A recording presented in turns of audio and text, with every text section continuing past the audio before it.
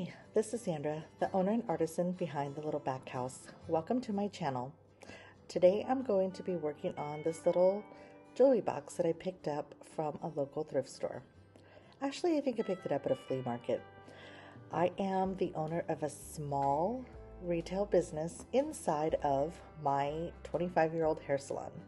And I take small pieces and a little bit of furniture, upcycle them, and I have a booth inside my salon where I sell my items. So it's been a new collaboration this year, and I'm totally loving it. So I carved out a little corner in my salon by the front desk where I paint and upcycle. So it's quite a sight for people that are new to the salon to see because they can't quite figure out what's going on, but I do have to say it keeps them asking lots and lots of questions. So once they know what I'm doing, then they start looking around and asking questions and liking the items. So it's working out pretty good. So this little jewelry box was in good condition. It had a little leather piece up on top. And so I decided not to paint that. I decided just to leave that little pop of leather showing. It was a little scratched, but otherwise it was in good condition. So I had painted a few pieces in the ivory 1 hour enamel, but they were small pieces, so I had quite a bit of paint left over. So I decided to just do this jewelry box in this neutral 1 hour enamel ivory tone.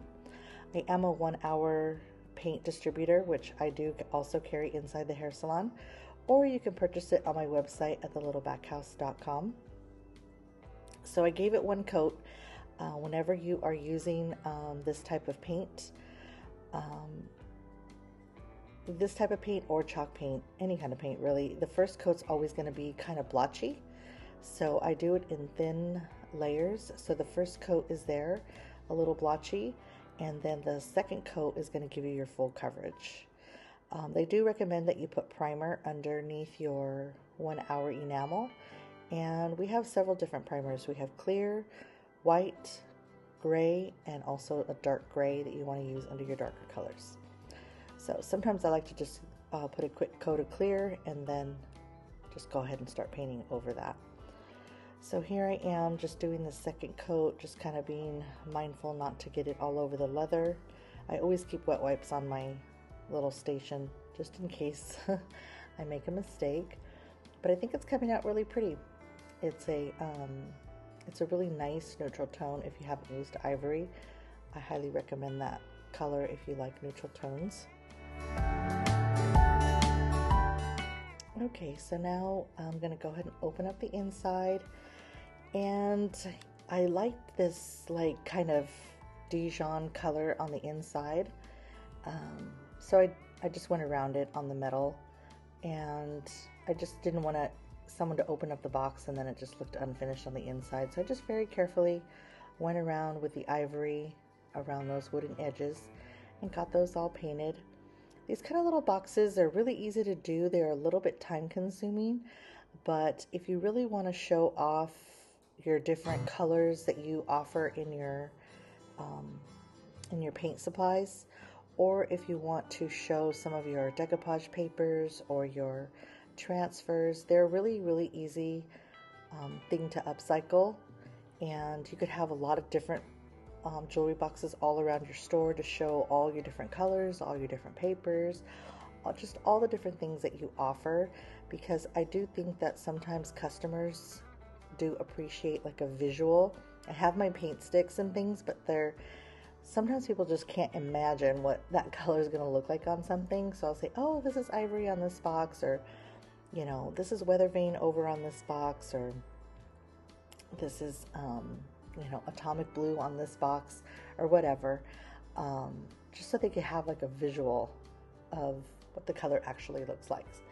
So I had some of this leftover decoupage paper from my Easter bunny when I did those suitcases. If you haven't seen that video, I'll try to link it at the bottom. But these are the pieces left over from that project. So I saved them and I just wanted to add a little pop of color in the divots of this jewelry box. Once again, just to kind of show off my papers and just show people that they can get the maximum amount of value for their dollar on using their scraps if you just don't throw them away. If you have, you know, a little box or something you can store your scraps, I suggest you save them, because jewelry boxes are the perfect item to use your scraps. So you can get all your money's worth off of that piece of decoupage paper that you purchased. So I use my decoupage gel and I put that at the bottom, and then I kind of push the decoupage fibers right into it, and then I put a layer of decoupage gel on the top. I let it dry, and then after that I take my sandpaper and I just kind of sand off those edges, and then after I'll take some more decoupage gel and put that on top and just make sure the edges are all adhered nicely and firmly. The sandpaper, if you just sand around the edges, it just kind of removes it seamlessly, just tears apart like butter. The paper only sticks where you put the gel. Wherever you don't put the gel, it's not gonna, you can just sandpaper it right off. These are a fibrous decoupage, so you know, you got to put a little bit of muscle when you are sanding that, because it's not really thin like paper, which I do like because they don't wrinkle as easy at the same time. So everything has its pros and cons, but I absolutely love these decoupage fiber tissues from Redesigned by Prima. Again, I carry those in the store and on my website, thelittlebackhouse.com. So I'm just taking my little heat gun and just kind of taking all the dust residue off from the sandpaper and just kind of making sure that everything is pushed down correctly. And then I'll go in on those other two pieces and sand them, and you can see how nicely that looks. So I continue to sand off the edges off of the rest of the divots, and I think it turns out really cute. I'll let you guys take a look at that.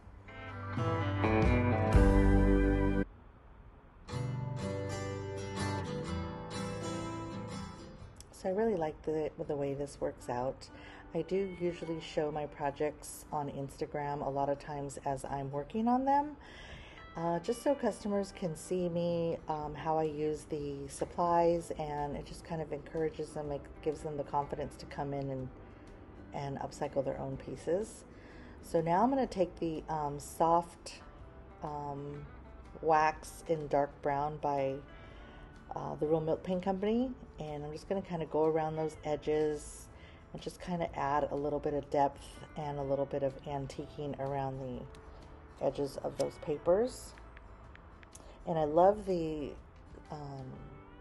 dark brown wax because it just ages colors like ivory. If you use it over a darker color, it just deepens the tone, but when you use it over the lighter colors, it just really adds like a antiquing effect. And I go ahead and take it and put it in all of the crevices and ridges and edges of the jewelry box and just add a little bit. You can kind of see how I did it kind of thick in there, so it just looks like some dimension in this box. And then from here I'll take a little bit of my gold metallic wax with a little artist brush, and I'm just going to do that knob just so the knob pops a little bit.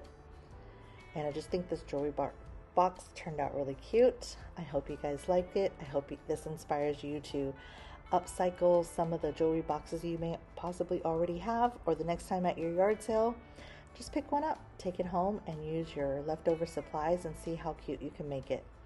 If you like upcycling videos, please hit the subscribe button. I am trying to build my channel. I do appreciate it. For behind the scenes, follow me on Instagram at The Little Back House. And to purchase any of the paint and supplies, you can go to thelittlebackhouse.com. Or if you're local to the San Dimas area, stop in New Image Salon in Laverne, and I would be happy to meet you. So what do you guys think? Leave me comments down below. I think this box turned out really cute. I hope you guys like it, and thank you so much for watching. I do appreciate it.